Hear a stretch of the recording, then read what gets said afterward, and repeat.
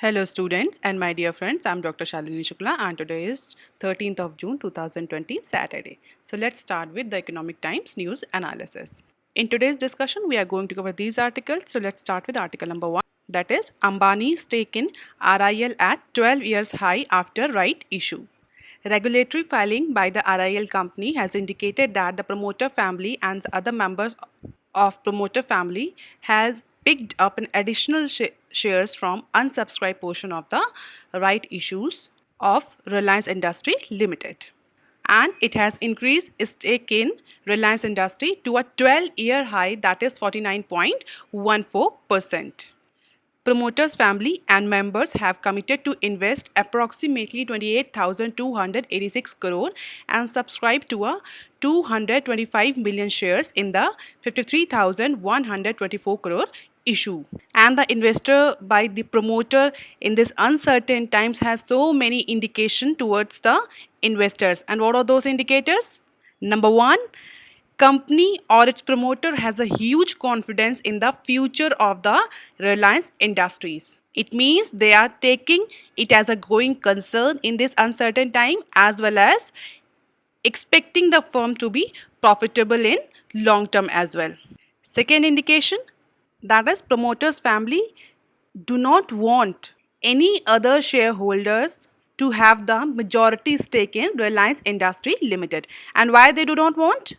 Because if any shareholders held the majority stake in any company, that particular majority share gives them the decision making right. So whenever promoters of any company, any banking organization increase their stake by investing in their own company through majority stake, always indicate that promoters do not want their decision making power to be shifted to any other shareholder. Recently, one banking institutions has also called their promoters to increase their shareholding. Now, today's question is that you will tell me which bank institution, which banking company or organization has called its investor to increase their share in recent time. So, increase the shareholding of Mukesh Ambani in its own company will boost up the confidence of investors and company's future growth. And because of that, RIL shares, which rallied 82% from March 23, ended at 1,589, up to 3.3% on Friday. And the current valuation of company is 10.07 lakh crore. Recently, RIL has completed its allotment of partly paid up right issues on Thursday. And if we talk about the promoters' family stake in RIL, it was 51.3% in June 2008. Later, it decreased to 44.71% in September 2011. And since then, company and its promoters are continuously increasing or gradually increasing their shares in the company. In June 2019, it was 46.16%. In September 2019, first quarter, it has increased up to 48.8% after Ambani's Petroleum Trust acquired 2.7% of share in RIL. And now it is 49.14% after the allotment of partly paid up right issue in the month of June 2020. And if we talk about the total subscription, we can easily see that 53.2% of the share or the subscription has been held by or is held by promoters of the company and its family member, whereas only 46.75% has been held by public and GDR. On the other hand, if we see from 2001, the stake of promoters is continuously increasing in RIL, and increasing share of promoters on their own company has a large implication and large indications to shareholders. Eventually, it boosts the confidence of shareholders or other investors or public investors in the company, that if the promoters are investing in a company, it means that company is in long term going to be the profitable concern or profitable entity. Now look at into the article number 2. Work from home this year, startups, tech companies tell staffs. Number of companies like InMobi, Salesforce, Hexaware Technologies and other startup companies has decided to allow most of their employees to continue work from home in this COVID-19 induced pandemic. However, the lockdown has been eased and the restriction has been eased, but the companies now have decided that they will allow most of their workforce to work from home in order to ensure the safety of their employees. And they have believed that work from home, that is also called as WFH, has not any impact on their productivity. Even some has said up to the extent that work from home has increased the productivity of the employees and reduced the cost of operations for the company. So the company like Doom, Zombie, Beat.O, Springworks, etc. has seen no reason or no benefit to call back their employee to their office premises. Companies are saying that it is saving their real estate cost, it is saving their operationals and other overhead expenses if employees are working from home. So in future course of time, WFS is going to be the new normal condition in the industry. And if we talk about the number of companies, InMobi company, to 20 to 30% staff expected to return to the office only, and rest of the employees were asked to work from home. In case of Doom, some level can work from home. Unacademy allows 60% of their staff to work from home permanently. In case of Beat.O, technology and marketing employees are allowed to work from home for complete this year. Infidigit consultant, 99% of staff to work from home till 2020. Springworks to continue with work from home till 2020 ends for all employees.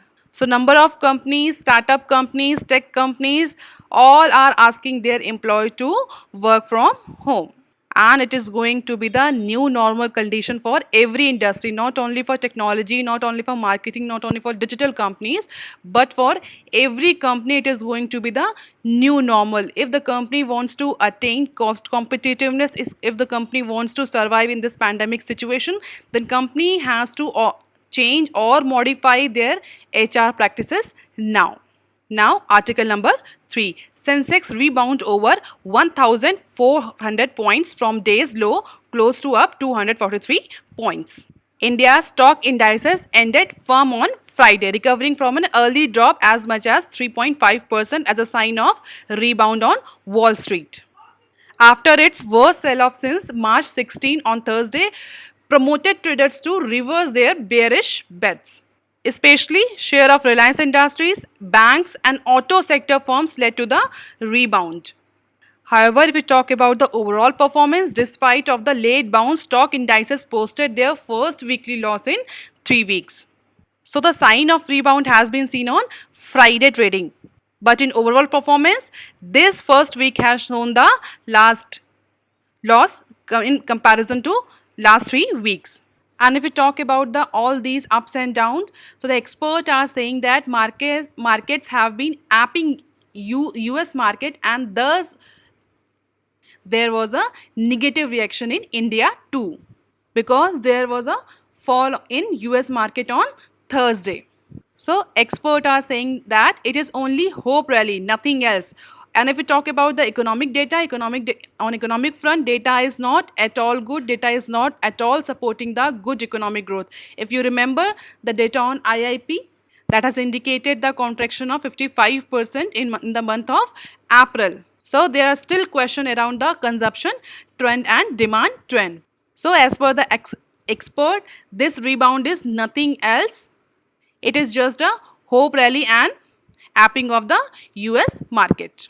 Now look at into the article number 4. Retail food inflation rises 9.28% in May.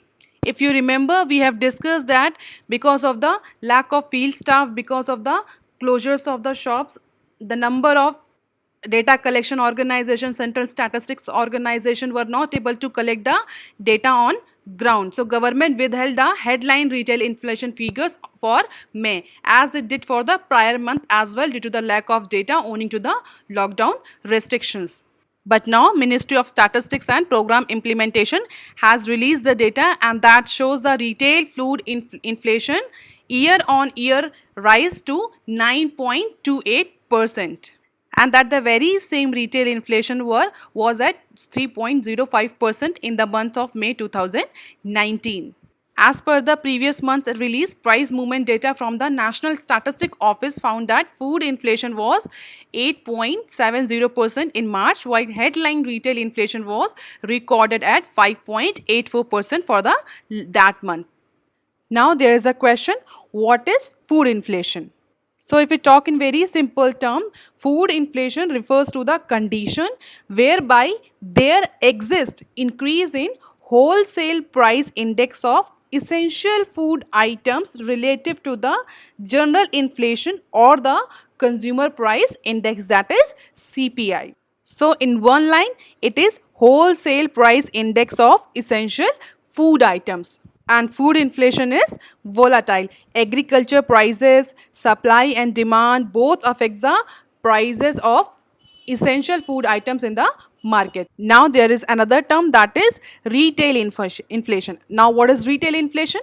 So the change in price index over a period of time is refers to as CPI based inflation or retail inflation. There is a basket of certain goods that actually represent the essential commodities for public, and if there is a price change in that basket or that commodity basket, we call it CPI inflation or CPI deflation. So if there is inflation, the CPI will rise over a period of time, and if the CPI drops, that means there is deflation or steady reduction in the prices of goods and services. And there are number of types of classification. We are not going to deal with that types of classification of inflation. And for this article, we have understand what is food inflation and what is retail inflation. So the truncated index shows that price pressure in food components soften in the months of May as the fresh crop hits the market.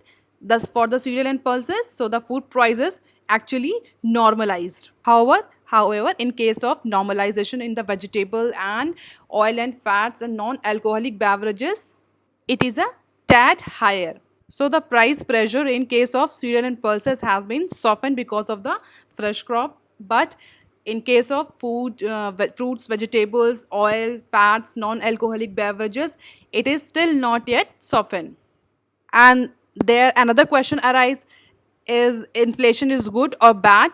So in a very simple term, my answer will be a two-way higher or two-way lower. Both type of inflation is not a good indicator of any economy. If the economy is in the condition of deflation, that is also very bad situation for any economy. And if there is a higher to higher inflation, that is also not a good indicator. That is why inflation should be in target. And if you remember, inflation target is one of the prime objective of RBI. And what is the target of RBI in case of inflation? That is 4 plus minus 2. It means range from 2 to 6, not below than 2, not more than 6. However, the optimum range for inflation that RBI wants to maintain is approximately 3%. So if the food inflation is crossing the limit of 9.28%, that is another problematic area for government as well as the financial institutions. Though there are a number of external factors which are responsible for this high in food inflation rate in the months of May. And what are those reasons? Hoardings, panic buying among the consumers, uncertainty in the mind of public, all these have created the hike in the retail food inflation. Now article number 5.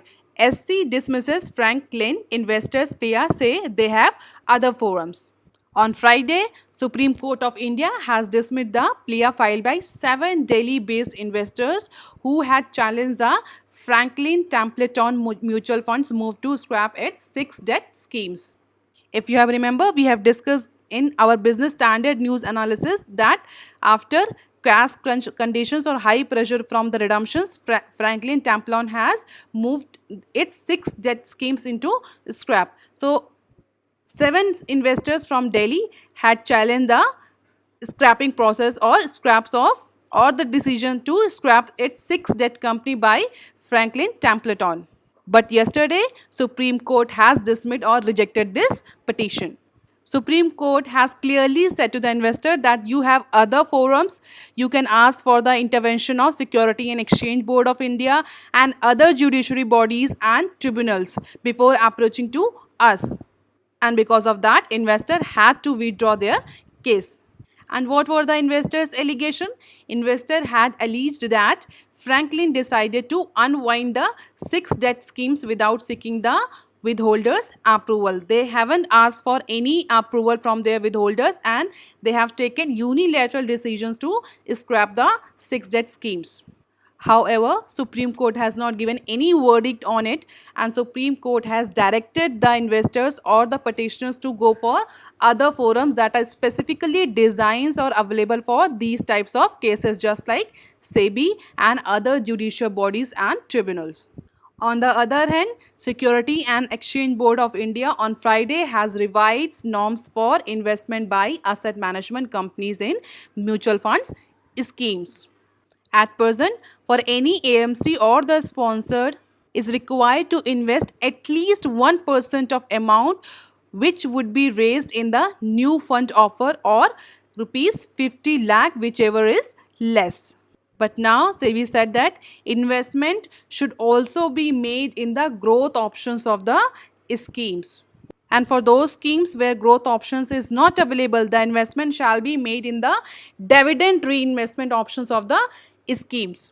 And if both are not available, neither the growth options nor the dividend reinvestment option, then the investor shall make investment on dividend options of the scheme as per the Security and Exchange Boards of India.